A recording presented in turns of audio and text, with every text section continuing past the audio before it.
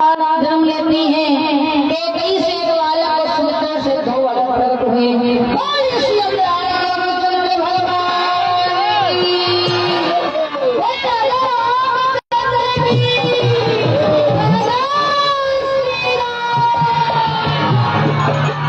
आइए स्वागत करेंगे हमारे राम जी आए हैं इस सजा को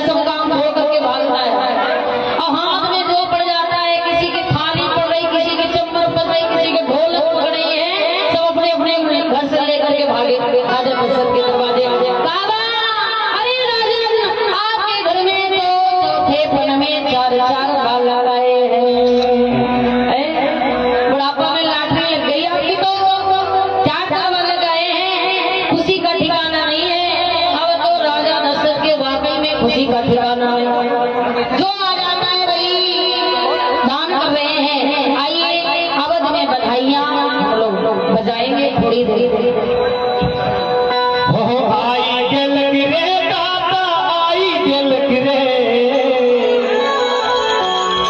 अझझा में राम जी हमारी आई गेल गिरे।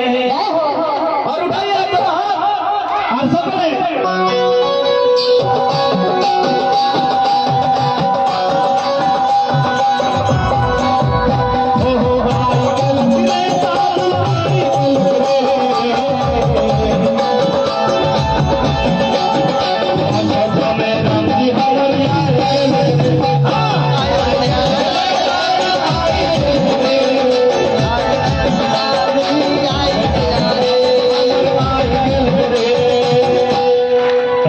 কিন্তু ভগবান আসবেন না আরে খালি সাউন্ড গিলা বাড়াতে হবে তাই একদম দুটি বাহু তুলে সকলে আই গেল গিরে দাদা আই গেল গিরে আই গেল গিরে দাদা আই গেল গিরে বৈশাখীরা তো বাজাতে रोड भारत गया को আমি রিকোয়েস্ট করব এক মিনিট को मारो ताली बजाए है ना रोड भारत गया ओ आई गेल गिरे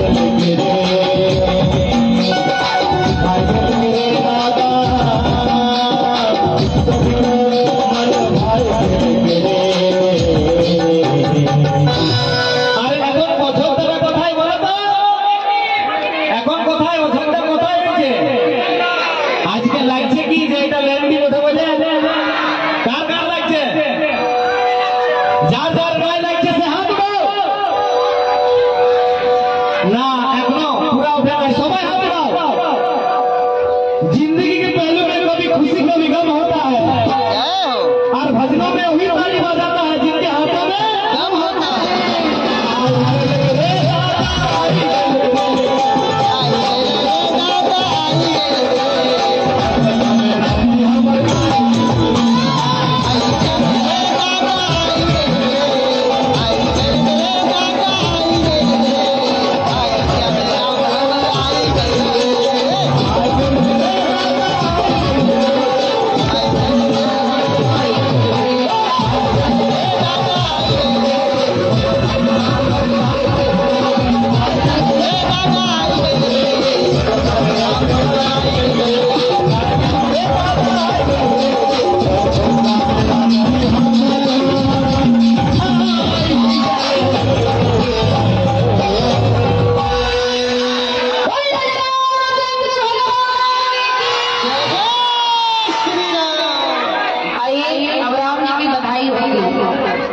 कल हमने बताया था ना बधाई होगी राम जी की।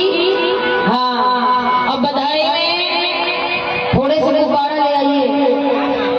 बैलून ले आइए थोड़े से। हैप्पी बर्थडे नहीं मनाओगे राम जी का?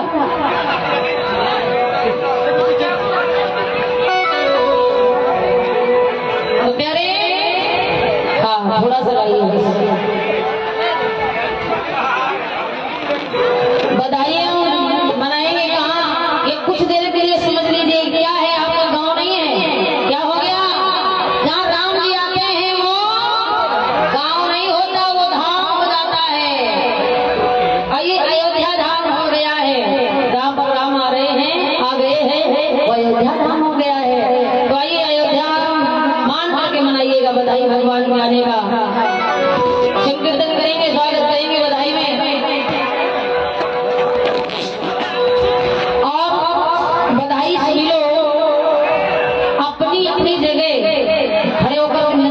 सकते हैं। और होशियारी बिल्कुल नहीं, जो जहाँ खड़ा होगा वहीं बैठेगा। थोड़ी देर के लिए 10 मिनट के लिए, इसके बाद कथा आगे बढ़ जाएगी। ठीक है ना? व्यवस्था नहीं बिगड़नी चाहिए। एक बात और बता दो, व्यवस्था नहीं बिगड़नी चाहिए। अगर व्यवस्था बिगड़ेगी तो गलत बात हम सबको बैठा देंगे। व्यवस्था नहीं बिगड़नी चाहिए, जो जैसा बैठा था वहीं पर बैठेगा। होशियारी बिल्कुल नहीं। ठीक है, मस्ती के साथ थोड़ी देर के लिए झूम लीजिए। बधाई भी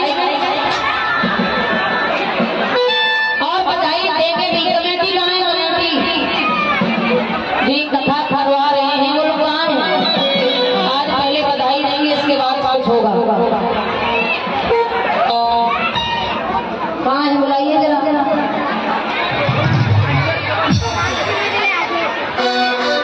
मेन सदस्य कहाँ है भैया? अरे सामने आइए।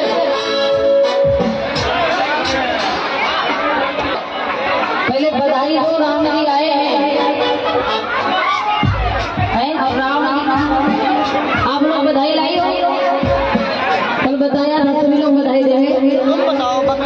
कॉमेडी जे भाई भाई दो चार जो আসবে না না কমেডি দু চার জন ভাই আসবে যেটা এনাদের নিয়ম করে কটাক্ষ করবে জয় শ্রী রাধে और कहेंगे जमन में हेरा रघुरैया और अबद में बार बधैया। बधाई हो। और झूम करके कहेंगे जन्म में है, जन्म में है, जन्म में है रघुरैया।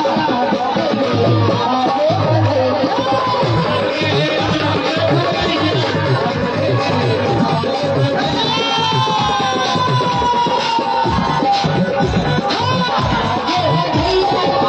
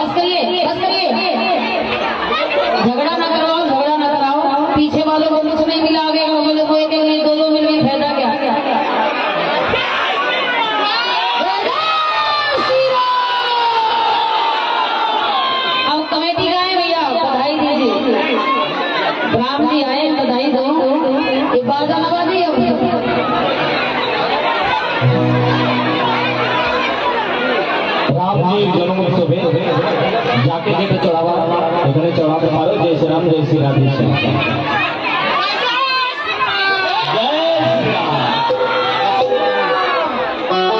इतने रुकने से काम नहीं चलेगा भाई, कंजूस में बैठी भैया।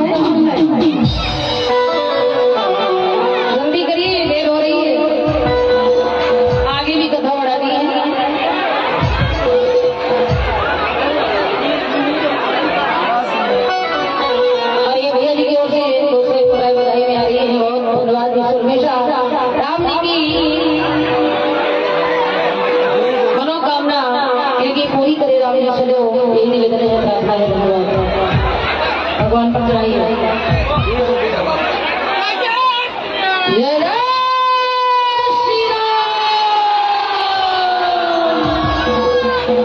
और आइए घूमते हुए सभी लोग थोड़ा सा घूम करके समय नहीं कोई मस्ती में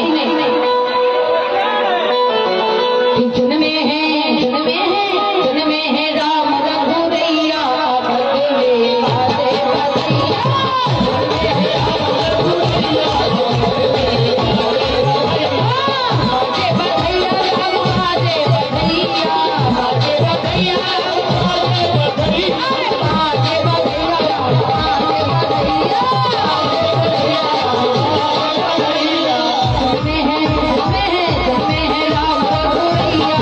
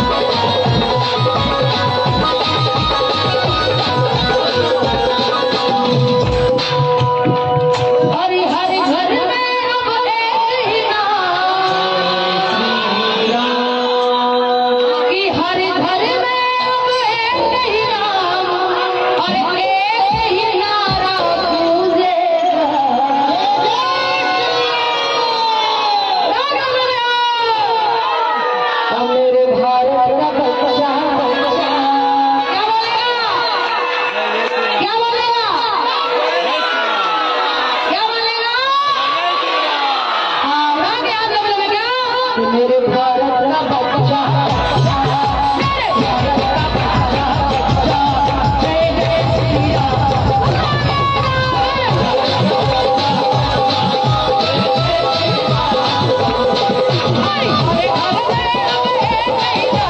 Hey!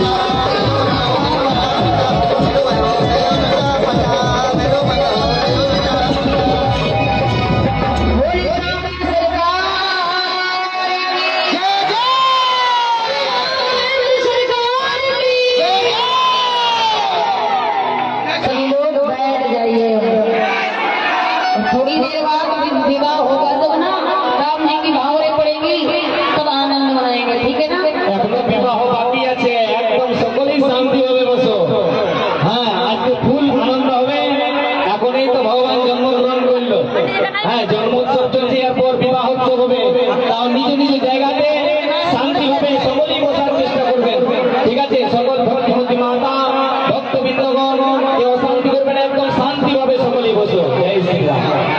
बैठ जाइए, हमने कहा था जहाँ जो बैठा हो वहीं बैठ जाए, होशियारी नहीं चलेगी।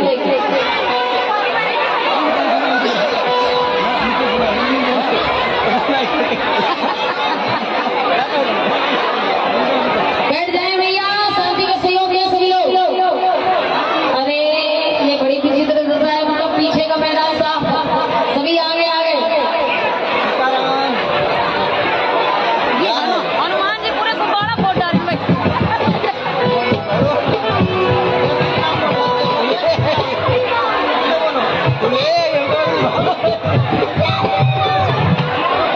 जय हो, बैठ जाओ भाई, बैठ जाओ, अभी भगवान की और कथा बाकी है, बैठ जाओ। जय श्री राम।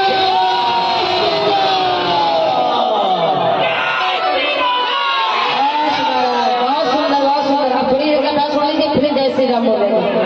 बैठ जाओ।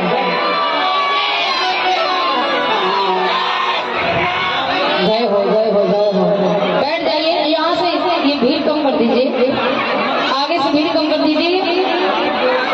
बैठ जाए भाई सभी लोग। भगवान राम चारण में आते हैं, इसके बाद भगवान राजा दशरथ के आज महलों में अनंत दिन, एक दिन नहीं, रात दिन बधाइयां बजी। एक महीना कब गुजर गया ये कोई जान नहीं पाया। एक महीना दिन ही दिन रहा, रात ही नहीं, रात ही नहीं महाराज। क्यों? क्योंकि पता ही नहीं चला कि एक महीना कब आनंद में निकल गया। दिन रात का कोई ख्याल नहीं रहा, रात दिन बराबर हो गया। हर घड़ी अवधपुर में बधाइयां बजती हैं, समय आगे बढ़ता है। आइए, ये समय कम है, कथाएं आनंद है, लेकर के चलते हैं। चारों भाई बड़े होते हैं, और जैसे कुछ दिन के हुए तो चारों भाइयों का नाम रखा जाता है। राजा दशरथ ने अपने मंत्री को भेजवा दिया, कहा गुरु वशिष्ठ के पास जाओ, गुरु जी को लेकर के आओ, नाम और संस्कार होगा। अब ये देखें, ये होती समय की बात। जब तक बालक नहीं थे तब राजा दशरथ स्वयं लेकर के गुरु के पास गए, और जब बालक मिल गए तो खुद नहीं गए बुलाने, अपने मंत्री को भेजा। ये होता है समय। जब इंसान के पास वक्त पूरा होता है ना, तो हमें खुद चल करके जाते हैं, और जरा सा समय के बाद पैसा आ जाता है तो हम चल करके नहीं जाते, हम उसे बुलाते हैं। राजा दशरथ यही कर रहे हैं, बालक नहीं थे तो चल करके गए थे, और जब मिल गए तो गुरु वशिष्ठ को बुलाया है। इसको बुला करके सुमंत्र को, यानी अपने मंत्री को भिजवाया कि जाओ बुला करके लाओ।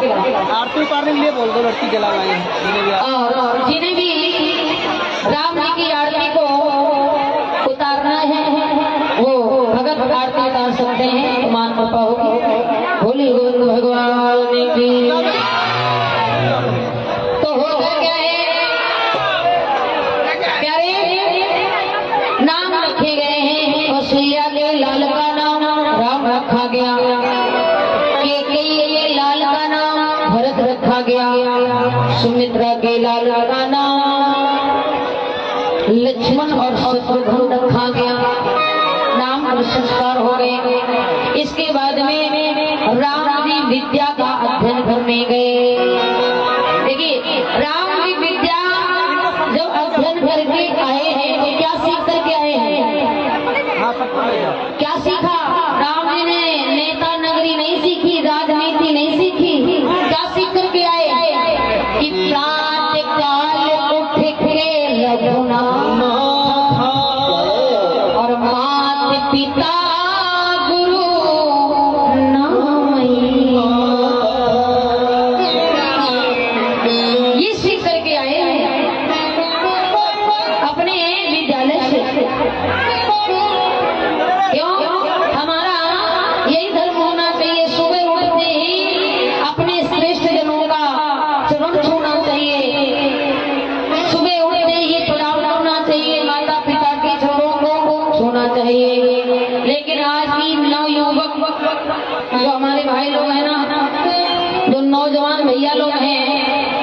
हमें तो आजकल के समय में पैर छूने में भी लाज आती है। सच पूछा जाए तो क्यों झुकना नहीं चाहते। आज का दौर वो है कि किसी के आगे हम झुकना पसंद नहीं करते, उन्हें झुकने में लाज आती है, पैर छूने में शर्म आती है। कौन छुए, झुकना पड़ेगा। अपने माँ बाप जिन्होंने पाल पोस करके बड़ा किया, उनके ही पैर छूने में उन्हें शर्म आती है। यही तो है धर्म जाने का कारण। क्यों? जहाँ पर मान सम्मान नहीं होगा वहाँ पर धर्म नहीं होगा। और हम तो कहते हैं प्यारे, अपने बच्चों को धन दो, दौलत दो, शोहरत दो, नौकर दो, यश दो, कीर्ति दो, लेकिन उसके साथ साथ अपने बच्चों को संस्कार देना भी बड़ा जरूरी है। क्यों? समय आएगा ना तो वो आपकी दौलत, वो शोहरत, वो नौकर काम नहीं आएंगे। क्या काम आएगा? जो आपने अपने बच्चों को संस्कार दिए होंगे वो काम आएंगे। अगर संस्कार नहीं है ना तो अंत समय में माता पिता को सीधे कहाँ छोड़ाएंगे? वृद्धाश्रम में। यही रहो, अब घर में तुम्हारा काम। अब बहुत ज्यादा शर्म के आगे पैर छुएंगे भी, झुकेंगे भी, तो उनके हाथ कहाँ तक पहुँचते हैं? आजकल के नौयुवक जब पैर छूते हैं तो हाथ कहाँ तक जाते हैं? उनके पैर तक पहुँचते हैं? कहाँ तक पहुँचते हैं? कहाँ तक पहुँचते हैं? घुटनों तक पहुँचते हैं ना। घुटने छूले के बस हो गया। अब बताओ घुटने में कौन से देवता रहते हैं? घुटने में कौन से भगवान है? क्या मिलेगा? अब वो घुटना छू करके ये तुम्हें बता रहे हैं। क्या बता रहे हैं? समझदार का इशारा काफी है। ये घुटना छू करके तुम्हारे बच्चे तुम्हें ये समझाना चाहते हैं कि पिताजी चिंता ना करो, आगे चल करके तुम्हारी टांगे हम ही तोड़ेंगे, परेशान ना हो। हमें टांगे छू नहीं रहे, पूछ रहे हैं। ऐसा समय आ गया है जबकि किसी के पैर छुओ ना तो घुटनों को नहीं छूना, चलो को नहीं छूना। क्या छूना है? पैर के अंगूठे को छूना चाहिए। पैर के अंगूठे को छूना चाहिए, क्योंकि पैर के अंगूठे में से ही आशीर्वाद प्राप्त होता है। मैया सुन रही हो? पैर कहाँ छूती हो? उंगलियों को न छूना, पैर को मत छूना। क्या छूना है? पैर के अंगूठे को छूना चाहिए, उसी से लाभ प्राप्त होता है। और अन्यथा पैर छूने से कोई फायदा नहीं। पैर के अंगूठे को जब आप छुएंगे तब आपको आशीर्वाद प्राप्त होगा।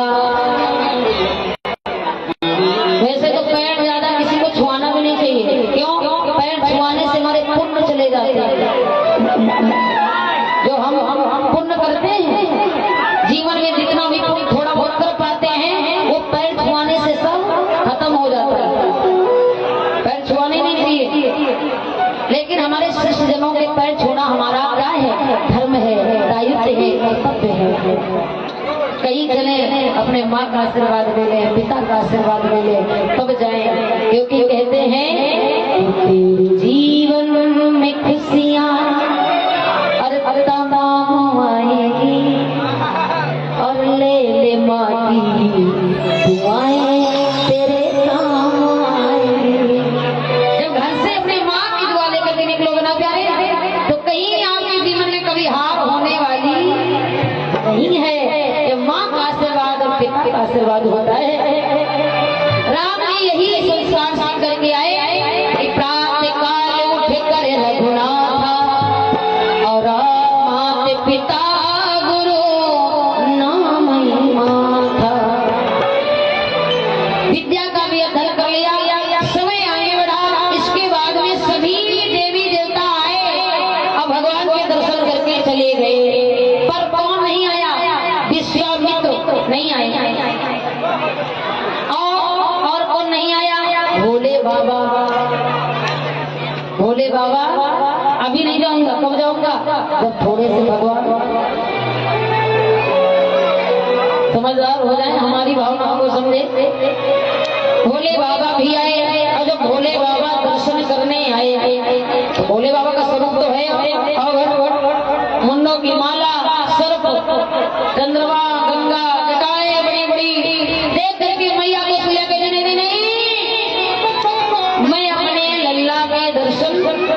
नहीं कराऊंगी। ये ऐसे बाबा मेरे बालक बन जाएंगे। और जब ऐसे कहा भोले बाबा प्रार्थना कर रहे मन में, हे प्रभु ऐसा होगा क्या, इतने दूर से आया हूँ, कैलाश से चल करके नीचे उतर कर दर्शन कराओ, कोई बहाना ढूंढो। तब भगवान ने स्वयं भगवान रोदन कर रहे हैं। और जब रोदन करने लगे तो आज दासियां कहने लगी, मैया ये बाबा है ना जो आए हैं ना, अरे ये बड़े विद्वान हैं, इन्हें अपने लाला के दर्शन कराओ, ये ऐसी नजर उतारेंगे जो आपका लाला साथ हो जाएगा। और जैसे ये कहा तो आज दर्शन करने के लिए आगे बढ़े। और साथ में भोले बाबा कौन लाए हैं, काकुसुमी को साथ में लाए हैं, गुरु चेला बन करके आए। अब मैया ने कहा चलो कोई बात नहीं, कह रही हो तो झड़वा देती हूँ। आगे भोले बाबा बढ़े और पीछे से चेला काकुसुमी जी पड़े। अम्मी अब मैया को सुनिया कह रही है, एक बात बताओ, नजर कौन झाड़ेगा? भोले बाबा कहते मैं। आप नजर झाड़ोगे, तुम दोनों का क्या काम है? एक अंदर रहो, एक बाहर रहो। शंकर जी ने कहा, गुस्से से कहा, ऐसा करो छेला, हमें जाने दो, तुम थोड़ा देर बाहर खड़े रहो। कहा गुस्से जी कहते याद रखना प्रभु, अगर हमें अंदर नहीं ले गए तो सारा भंडा यही फोड़ दूंगा कि तुम कौन हो, क्यों आए हो और तुम्हारा उनका क्या संबंध है, सारी बातें बता दूंगा तुमको, वरना हमें भी साथ ले चलो। अब शंकर जी सोच रहे हैं चेला बड़ा जबरदस्त है, ये नहीं जाएगा, हमें भी नहीं खाने देगा। भगवान ने कहा मैया बात ये ना कि मेरी जो नजरें हैं जो कमजोर है, तो चेले को भी जाने दो, क्योंकि चेला नजर झाड़ता है, मैं मंत्र पढ़ता हूँ और सारी व्यवस्था को चेला देखता है। हमारी नजरें कमजोर है, चेला का भी काम है। इस बहाने से भगवान ले गए, काकुसुमी को भी ले गए, दर्शन किए। अब भोले बाबा ने भगवान को देखा तो देख करके कहने लगे मैया पहले अपने लाला को हमारे नजदीक लाओ, तब हम झड़ेंगे, तभी हमारा मंत्र काम करेगा। मैया कहती है, अरे बाबा, अरे मेरा लाला कहीं रोने न लग जाए और न खिस दिया जाए। भगवान कहने लगे जा रहा हूँ, मैं ऐसे नहीं जाता। और जैसे ही मैया ने भगवान को पास में दिया, भगवान ने रोना बंद कर दिया। शंकर भगवान कहते हैं, अरे अभी मन शांत हो, रोते रहो क्यों, शांत हो गए तो ये फिर ले लेंगे। भगवान ने फिर धर्म कर दिया। इस प्रकार आज हरिहर का मिलन हो गया। नेत्र भोले बाबा के बंद हो गए, बंद करके दर्शन कर रहे हैं। काकुसुमी जी खोल करके दर्शन कर रहे हैं, खुली की खुली आंखें रह गई, बंदी नहीं हो रही। अब कौशल्या मेरी एक आंखें खोलता नहीं और एक आंखें बंद नहीं कर रहा है, ये कैसे झाड़ फूक कर रहे हैं, क्या सोच रहे हैं? आज भगवान झाड़ रहे हैं, भगवान ने रोना बंद कर दिया। और जब झाड़ फूक हो गई तो मैया कहती हैं, अरे आप तो बड़े अच्छी प्रकार से मेरे लाला को शांत करा दिए, ऐसा करो आप बदले में कुछ हमसे मांग लो, कुछ ले लो, आपने मेरे लाला को शांत किया है। और जैसे कहा कुछ ले लो, तब भोलेनाथ बड़े सुंदर बात कहने लगे, मैया क्या लूं मैं? अरे आपके लाला के दर्शन हो गए, ये क्या कम है? नहीं कुछ चाहिए? मैया कहती नहीं कुछ मांग लो। और जब कहा कुछ ले लो तब भगवान भोले बाबा ने कहा मैया कि ये मैया जोगी हो, मैया जोगी हो, मैया जोगी हुआ है निहाल और निरखे मुख लाल को, मैया जोगी हुआ है निहाल, निरखे मुख लाल को, मैया जोगी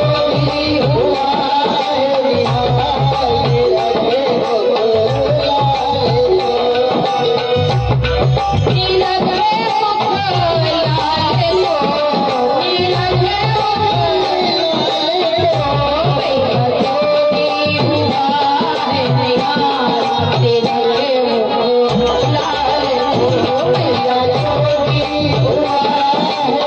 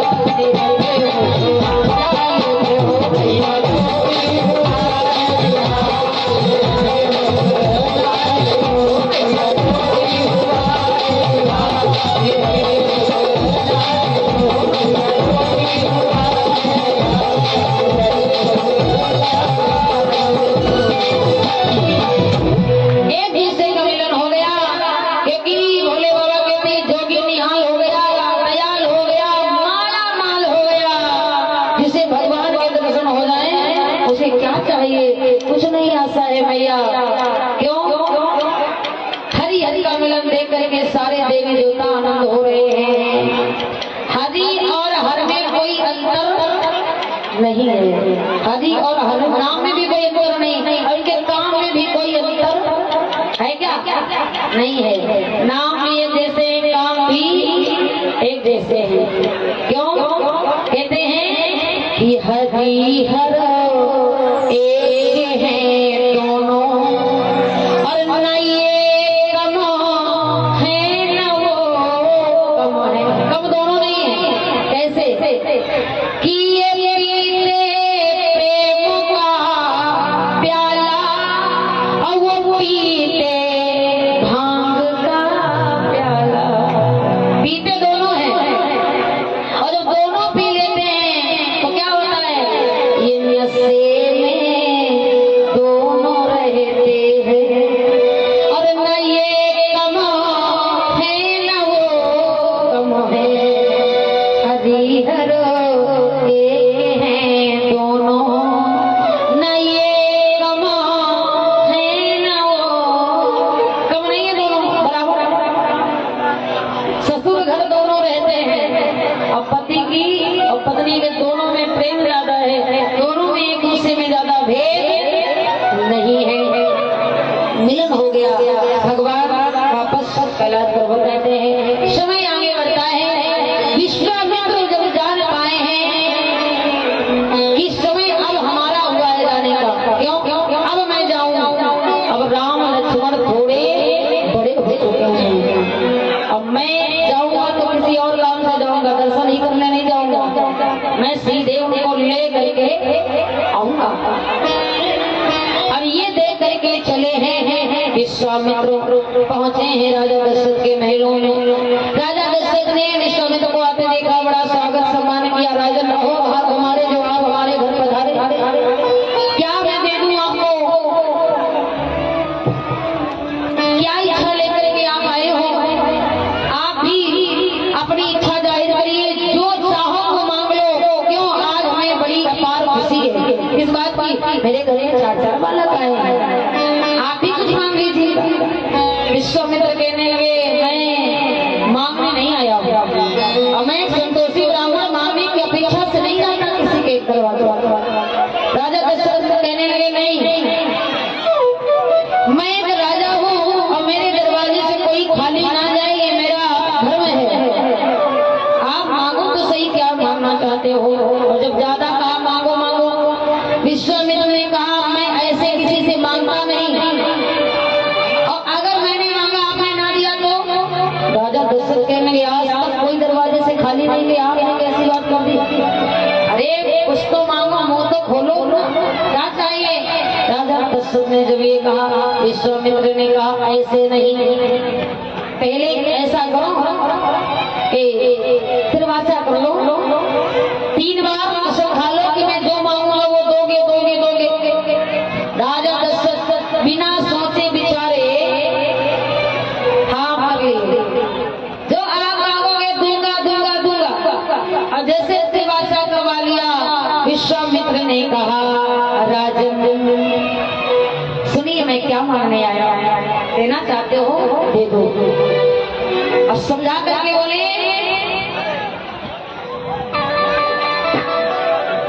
कि असुर समूह सजावै माई, अरे मैं जाचर आयो न पुतोहि, अरे अनुजो समेते देव रघुनाथ, और निश्चर पद करी हो शनाथ। आप देना चाहते हो तो ऐसा करो, आप अनुज समेत देव रघुनाथ, यानी आप अपने छोटे बेटे लखन को समेत अपने राम को दे दो। और जैसे राम शब्द कहा, राजा दशरथ के हृदय में इतनी जोर से धक्का लगा कि मानो ऐसा लगता हो जीवन भर की कमाई हुई संपत्ति एक बार में छीन हो गई हो, इतना जोर से धक्का लगा। सब पकड़ करके बैठ गए। राजा दशरथ, ये क्या मांग लिया? अरे मुनिवर, आपने विचारा नहीं क्या? अरे आपकी बुद्धि कहाँ है? ये राम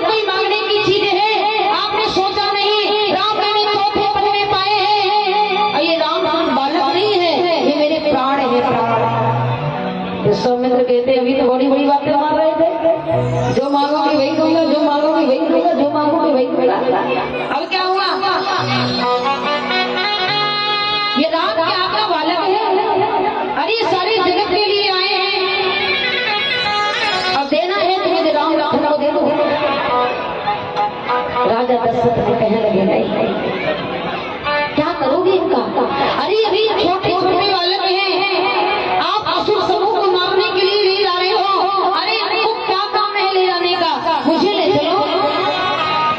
राजा दशरथ ने कहा मुनिवर कि धर धर में दोया से चलो और शब्द वह से निश्चर कर दो, पर राम लखन को देने में हम तुम्हें बता उत्तर क्या मैं आपको उत्तर दूं?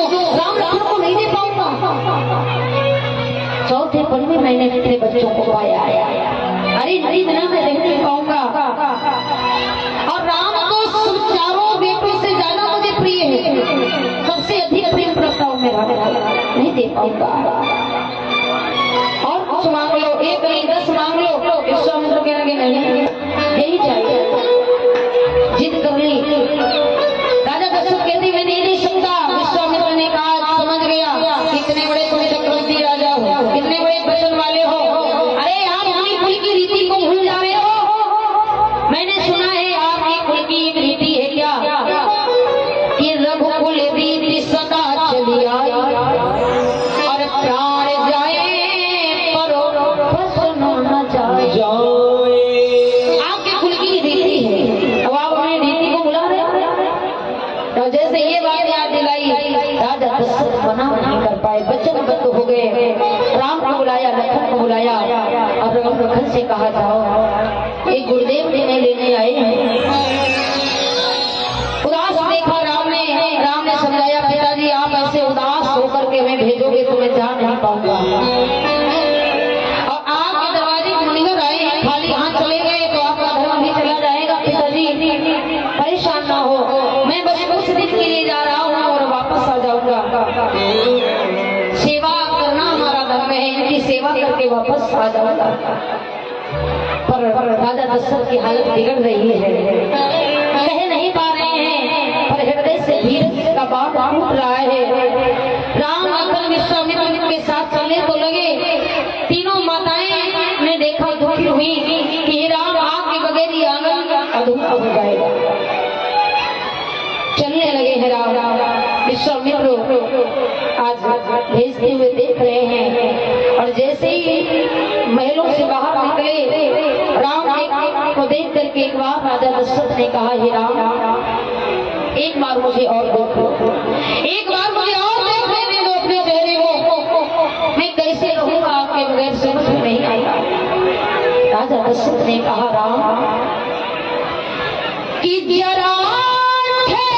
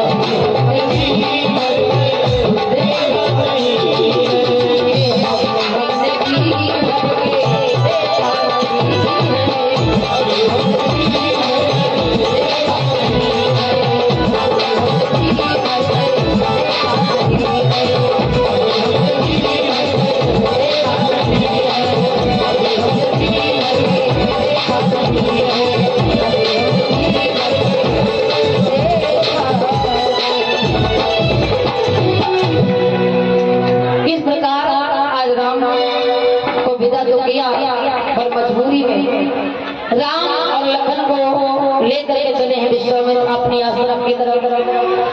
अब रास्ते में क्या देखा, विश्वामित्र रानी को क्यों ले गए हैं, क्योंकि असुर समूह सतावई मोई, ये असुर समूह बड़ा सताते थे, विश्वामित्र को यज्ञ नहीं पूरा करने देते थे, इस रखवाली के लिए ले गए। और जैसे ही राम रास्ते से जा रहे थे तो उसी रास्ते में राक्षसी, कौन सी राक्षसी, ताड़का महारानी इंतजार कर रही थी। राम निकले, अब वो ताड़का जैसी राक्षसी खाने को दौड़ी। विश्वामित्र ने कहा देखो राम बस इन्हीं के कारण तुम्हें लाया हो, इनका कुछ करो। राम ने कहा स्त्री है, क्या किया जाए। राम ने एक फूल सा बांध लिया, अब बांध लेकर के चलाया।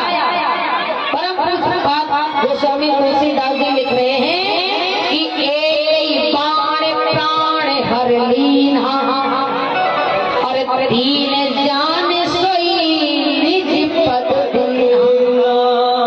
एक ही बाण में प्राणों को लिया, छोटा जान करके ऊंचा पद दे दिया, उद्धार कर दिया। अब क्या हुआ, आगे बढ़े, आश्रम में पहुंचे, शाम हो गई।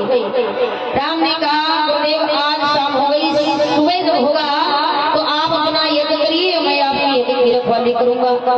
उसी समय रात के समय विश्राम हुआ, सवेरा जैसे हुआ विश्वामित्र यज्ञ करने को चल दिए। राम से कहा आप रखवाली करना, राम ने कहा बस गुरुदेव। अब जैसे यज्ञ की आलियां पड़ने लगी तो जो डेली आते थे राक्षस वो आज भी आए। कौन राक्षस आए, सुबाहु मारीच, सुबाहु मारीच जैसे राक्षस आने लगे, परेशान करने लगे।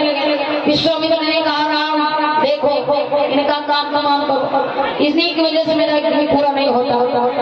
अब राम ने बांध लिया, सुबाहु के मारा, उद्धार कर दिया। और एक बार लेकर के जैसे मारीच को मारना चले, राम जी के हाथ रुक गए। क्यों? राम जी ने सोचा कि अगर मैंने मारीच को यहीं मार दिया तो मेरी कहानी तो यहीं खत्म हो जाएगी, अभी तो आगे बहुत मेरी कहानी पड़ी है।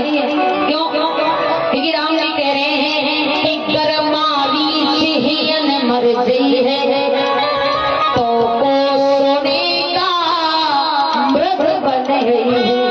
अगर मारीच नहीं मर गया तो आगे मेरी कहानी में भी सोने का मृग कौन बनेगा, तो अभी मेरी कहानी में इसका काम पड़ेगा, इसको मारना ठीक नहीं। राम ने क्या किया, एक फूल सा बांध लिया और मारीच के ऐसा मारा जो मारीच मरा नहीं, 7 योजन दूर जाकर के गिरा, जान से नहीं मारा।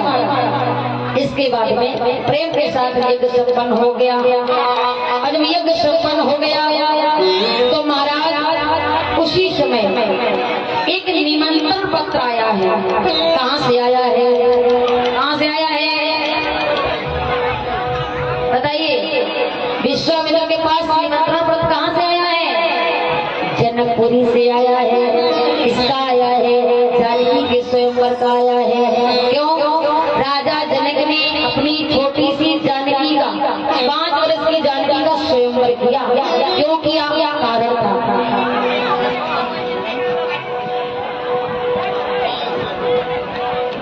कल्लू बात, थोड़ी देर और साथ बैठो भैया, शादी हो जाने तो भगवान काटती से।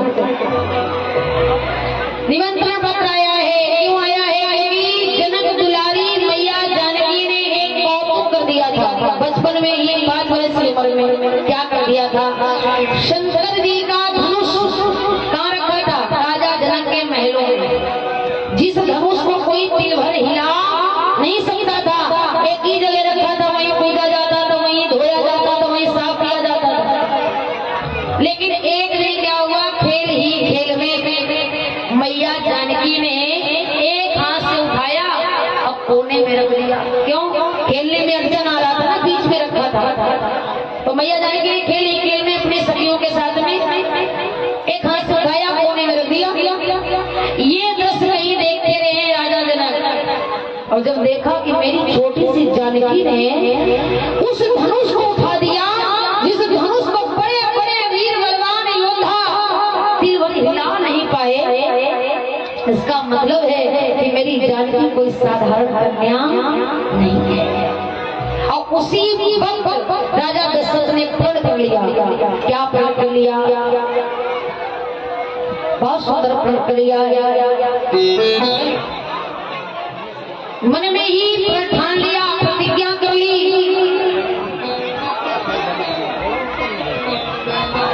कि जब मेरी कन्या जानकी इस धनुष को उठा सकती है तो मैं भी प्रण करता हूँ कि जो भी वीर धनुष की प्रतिज्ञा को चढ़ा देगा मैं उसके साथ में अपनी जानकी का विवाह कर दूंगा, निर्विघ्न, कोई विघ्न नहीं डालूंगा। वो तोड़ने वाला चढ़ाने वाला कैसा हो ये विचार नहीं किया राजा जनक ने।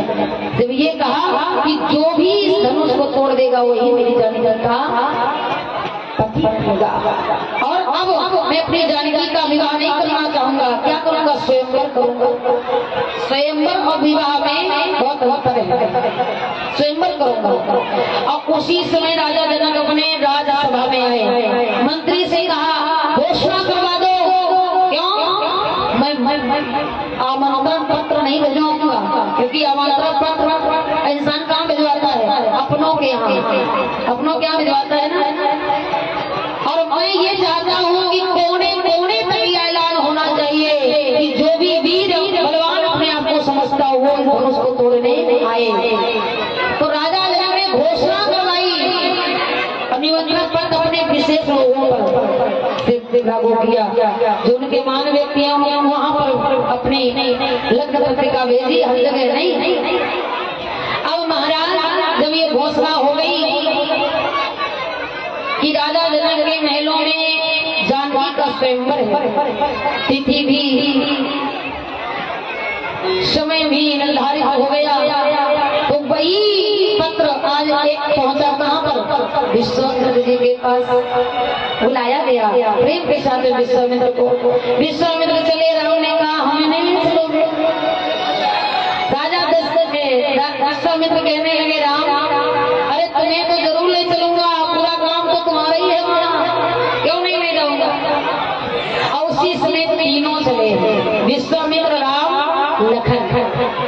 और जब चले हैं ना तो राम बड़ा मुस्कुरा रहे हैं। विश्वामित्र मन में सोच रहे हैं राम को आज तक मैंने इतना मुस्कुराते नहीं देखा, क्या कहीं इसलिए तो नहीं मुस्कुरा रहे हैं कि अब ये राम अपने ससुराली की तरफ जा रहे हैं, है ना?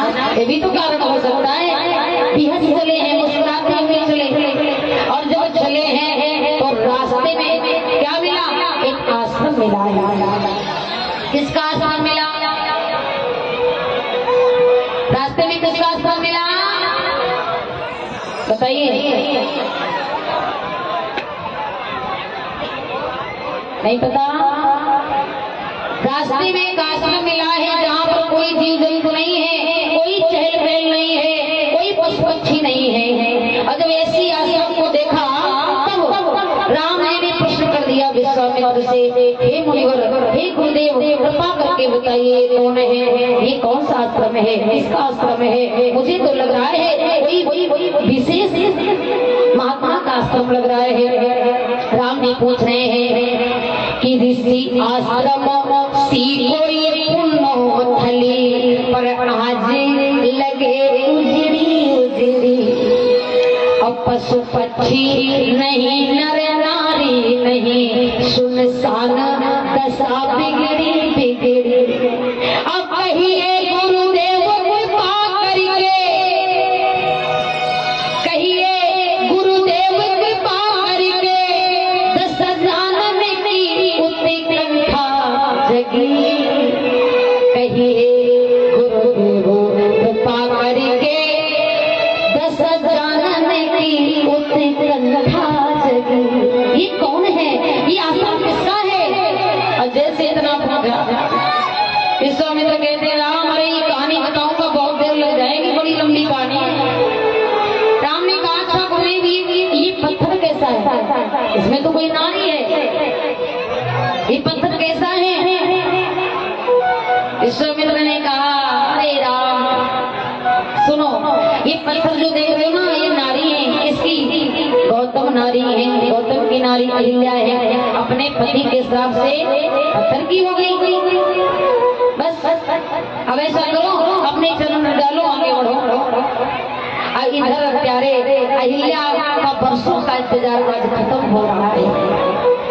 जो वर्षों से पत्थर की बनी पड़ी हो, आज उसका इंतजार खत्म हो रहा है। अल्लादित है अहिल्या, कितनी जल्दी राम अपने चरण रंग हमारे ऊपर डाले, हमारे जीवन का उद्धार हो जाए। इंतजार कर रही थी वर्षों से, बड़ी प्रसन्न है अहिल्या, अपने मन में कह रही है, गा रही है, हे राघव, हे प्रभु, कि जाने कितने और दिनों के बाद गले से मेरे राम निकले। कितने दिनों के बाद कि गले से मेरे राम निकले हो, गले से मेरे राम निकले, गले से मेरे राम निकले, गले से मेरे राम निकले। जाने कितने दिनों के बाद गले से आज राम निकले, जाने कितने दिनों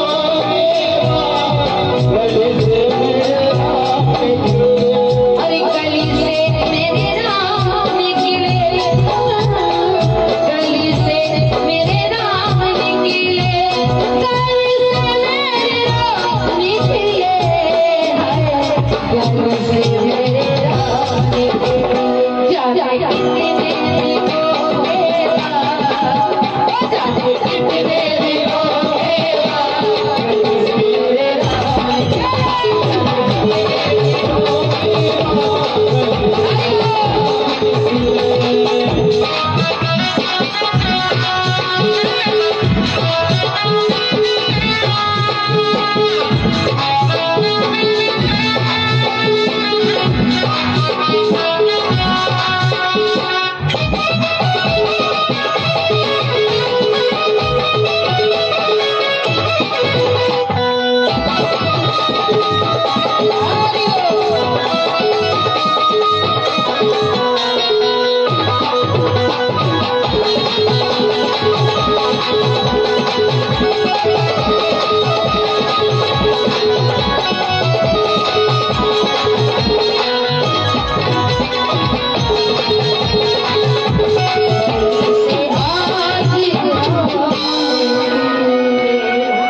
आज उसी समय भगवान ने क्या किया, चरण डाली थी। राम जी कहते हैं ये स्त्री है और मैं अपने चरण में डालूंगा, ये मेरा धर्म नहीं है। फिर क्या किया, राम ने पवन देव से वंदना की, आप इतनी जोर से बहो कि मुझे चरण धूलि डालनी ना पड़े, ये अपने आप पड़ जाए। अच्छा, पवन देव से निवेदन किया, पवन देव इतनी जोर से बहे, इतनी जोर से चली हवा कि महाराज भगवान की चरण रज अपने ही आप अहिल्या पर पड़ गई। और जैसे पड़ी तो सुंदर नारी बनकर के तैयार हो गई, और जैसे सुंदर नारी बनकर के तैयार हो गई, अब प्रार्थना करने लगी, भगवान से कहती हैं, प्रभु अगर आप आए ना होते तो मैं यूं ही पत्थर की बनी पड़ी रहती, आपने आकर के मेरे ऊपर उपकार कर दिया है। भगवान ने कहा देर हो गई, मुझे आने में थोड़ी देर लग गई, क्षमा करना। अहिल्या कहती हैं, माधव, हे केशव, हे राघव, आपको देर ही सही, आप आगे बस नहीं काफी है। क्यों कि देर लगी आने में तुमको, पर शुक्र है फिर भी आए तो, और आपने दिल का हाल ये जाना, हम तो बड़ा घबराए तो आइए आपका इंतजार था, आइए आपका इंतजार था। दिल मेरा जाने कब से बेकरार था, दिल मेरा जाने कब से बेकरार था, आइए आपका इंतजार था।